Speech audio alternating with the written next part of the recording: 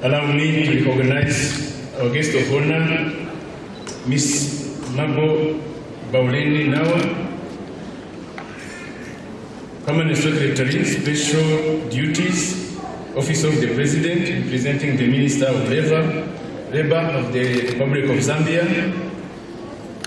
Let me also recognize the Dean of the Diplomatic Corps, His Excellency Dr. Walid Hassan, Ambassador of the State of Palestine to Rwanda, to Zambia. Sorry, my mind is in Rwanda.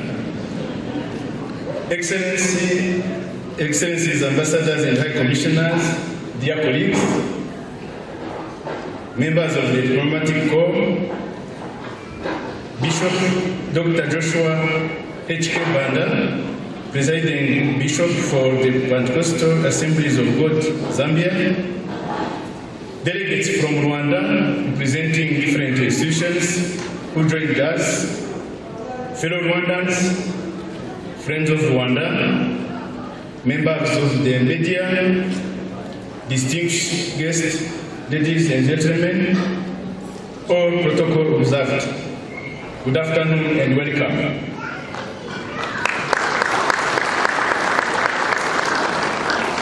It is with a profound honor and deep gratitude that I stand before you today to welcome you all to this year's celebration of 31 years since the liberation of Rwanda, referred just to Kwibohora31 in Kinyarwanda, which is normally celebrated on 4th of July. We are also celebrating the 63rd anniversary of Rwanda's independence, normally celebrated on 1st of July every year. Additionally, we are celebrating a 10-year anniversary of the establishment of Rwanda High Commission in Lusaka, Zambia, which is also accredited to Malawi and began operating officially on 15 June 2015. Allow me to express a special welcome to our guest of honor, Ms.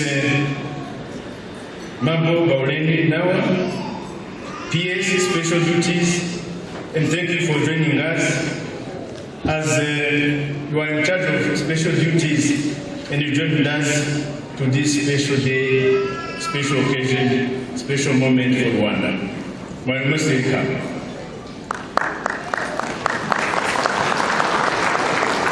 This year's Liberation Day theme is Rwanda's journey continues.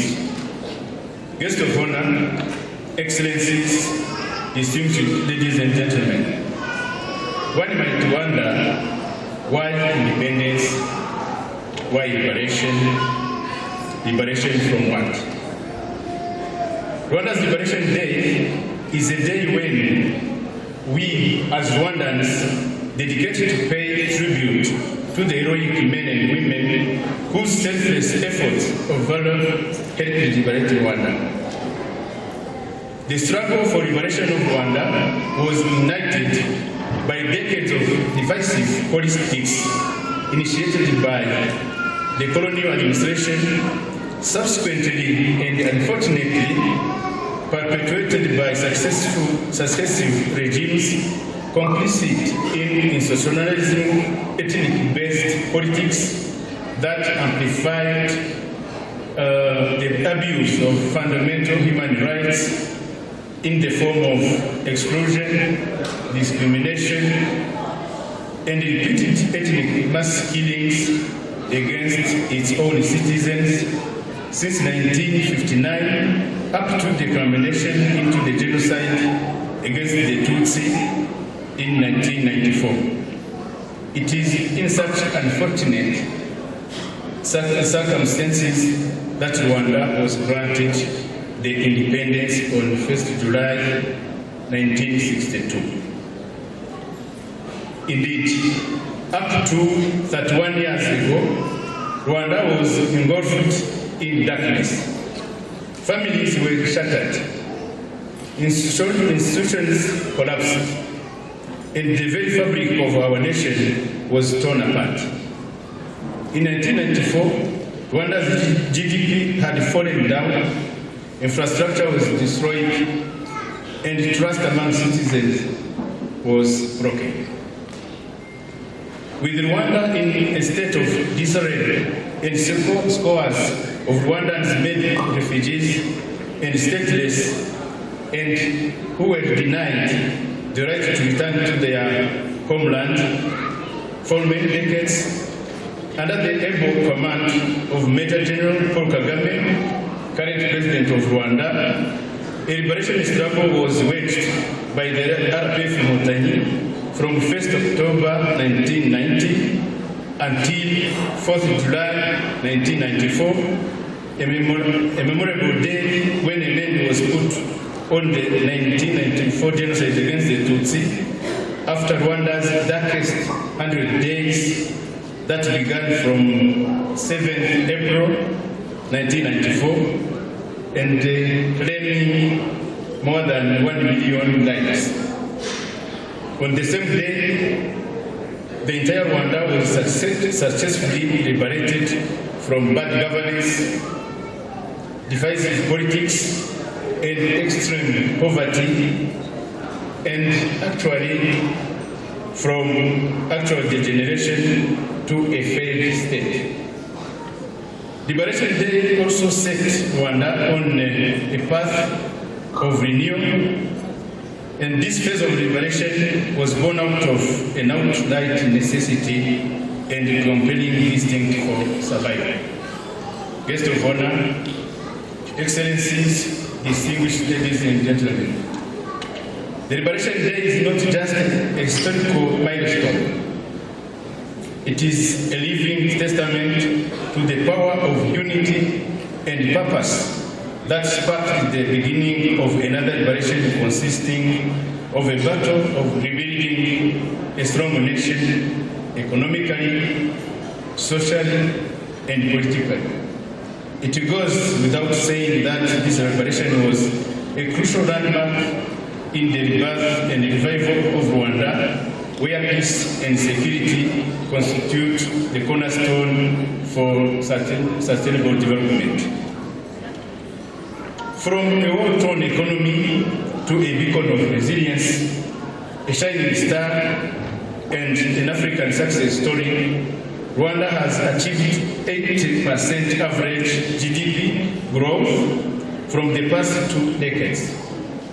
In the year 2000, the average annual income per Rwandan was $268, which rose to $1,029 by 2024.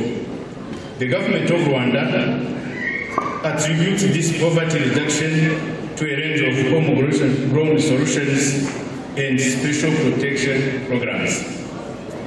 Rwandans at home and in the diaspora pay tribute to and remain grateful and forever appreciative for the heroism and courage of the brave men and women of the RPF Motanyi who sacrificed and restored dignity to our nation. We honor the fallen soldiers resolved to stake their lives for the greater goal of achieving total liberation of Rwanda. Today's occasion is therefore an opportunity to reflect where we are from, where we are today, and where we want to be as Rwanda. It is also a moment to share this history of Rwanda's positive transformation and rebuilding based on Rwanda's consistent vision for a peaceful, prosperous, and independent nation with equal rights for all.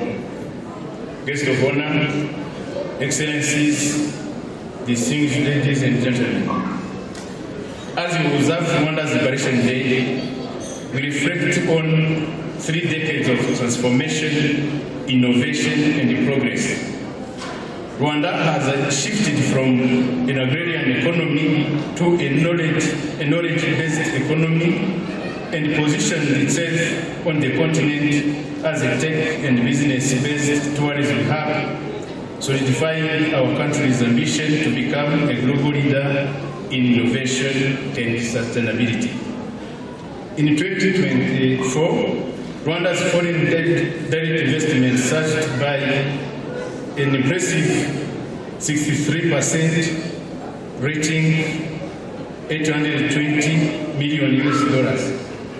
This growth, fueled by foreign investments in Rwanda, in Rwandan businesses and assets, reflects Rwanda's increasing appeal to international investors and highlights the Rwandan government's efforts to improve its investment landscape.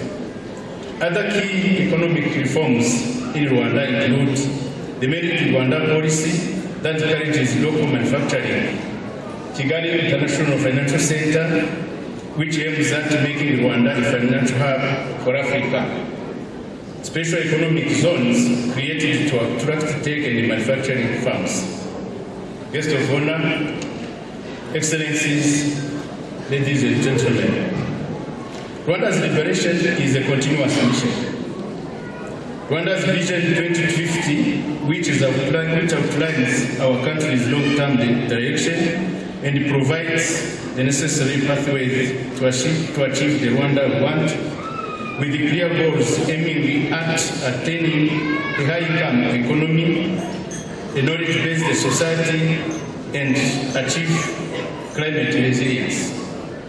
So, as Rwanda continues upholding the legacy of liberation, we invite international partners and friends of Rwanda to join us in achieving mutual sustainable development for our respective countries.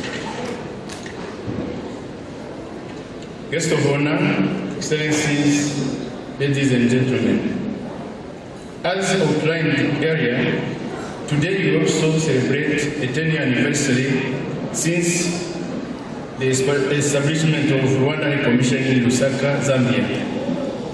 Indeed, Rwanda and Zambia, though geographically distant, have historically maintained cordial diplomatic relations over the years. The cooperation between both countries extends beyond regional affiliations. During the past decade, the bonds between our two nations have remained strong, anchored in shared values of peace, development, and Pan-African unity. Rwanda and Zambia have strengthened ties materialized by exchange of state visits by heads of state of both countries, where memoranda of understanding and agreements were signed in areas including, but not limited to, trade and investment, defense and security, agriculture, air transport, diplomacy, and others, fostering mutual growth and development. Moreover, exchange of high-level visits has contributed to the enhancements of bilateral relations. And you are among those guests of honor who told me you visited Rwanda many times, and the exchange of this visit contributed to enhancement of this relationship. Both Rwanda and Zambia also collaborate in multilateral forums such as the African Union, advocating for peace and economic integration, the Common Market for Eastern and Southern Africa, COMESA, promoting trade and investment, the International Conference on the Great Lakes Region, ICGLR, which addresses regional security challenges, as well as at the United Nations level, contributing to addressing global challenges, including maintaining peace and security. Rwanda's national carrier operates daily flights Kigali-Lusaka-Kigali, boosting tourism and business travels for both Rwanda and Zambia. Looking forward to deeper cooperation between our two countries, I would like to take this opportunity to extend our deepest gratitude to the government and people of Zambia for their enduring friendship and solidarity, and for being a no-weather friend to Rwanda. Rwanda's story proves that no obstacle is too great when the people are united. Let us march forward together. As I conclude, allow me to thank you once again for coming, for joining Rwanda at this special occasion, and I wish you happy Liberation Day. Murakoze, Zikom, thank you very much. May God bless you.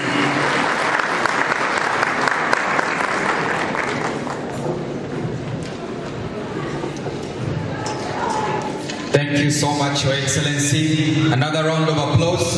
Emphasized quite a lot of how Zambia and